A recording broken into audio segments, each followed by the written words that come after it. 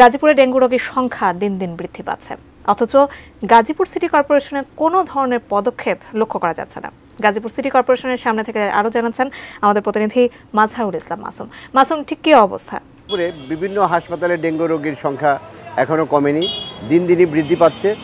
তবে চিকিৎসক তারা জানিয়েছেন যে গত এক সপ্তাহের তুলনায় এই সপ্তাহে কিছুটা রোগীর সংখ্যা কম দেখা গেছে। যে তারা দাবি করছেন জুন জুলাই মাসটিকে ডেঙ্গু রোগের যে পিক আওয়ার বলা হয়, সে পিক যে সময় সেটি বলা হয়, কিন্তু এবার বৃষ্টি একটু দেরিতে আসার কারণে অক্টোবর এবং নভেম্বরকে এই ডেঙ্গু রোগের সিজন বলা হয়েছে, যে কারণে এই অক্টোবর নভেম্বর মাসে এসে রোগীর সংখ্যা কিছুটা বৃদ্ধি পেয়েছে। তবে চিকিৎসক শহীদ তাজউদ্দিন আহমেদ মেডিকেল কলেজের ডেঙ্গু ওয়ার্ডে আমরা ঘুরে দেখেছি, সেখানে দেখেছি যে ডেঙ্গু ওয়ার্ডও নতুন করে খোলা হয়েছে, যাতে করে ডেঙ্গু রোগের সাথে অন্যান্য রোগীদের কোনো ধরনের সংস্পর্শ না আসতে পারে। সে কারণে তাদেরকে আলাদা রুমে রাখা হয়েছে। কিছু কিছু রোগীকে আবার সাধারণ রোগীদের সাথে মশারি দিয়ে নিরাপত্তা দিয়ে রাখা হয়েছে, যাতে করে এই ডেঙ্গু রোগ মশাবাহিত যে ডেঙ্গু রোগ সেটি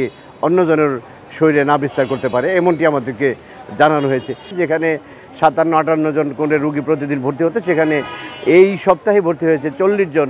এখন পর্যন্ত আজকের যে সর্বশেষ সংবাদ, সেখানে আমরা জেনেছি যে 41 জন রোগী এই শহীদ তাজউদ্দিন আহমেদ মেডিকেল কলেজ হাসপাতালে ভর্তি আছে। এই ছিল আমার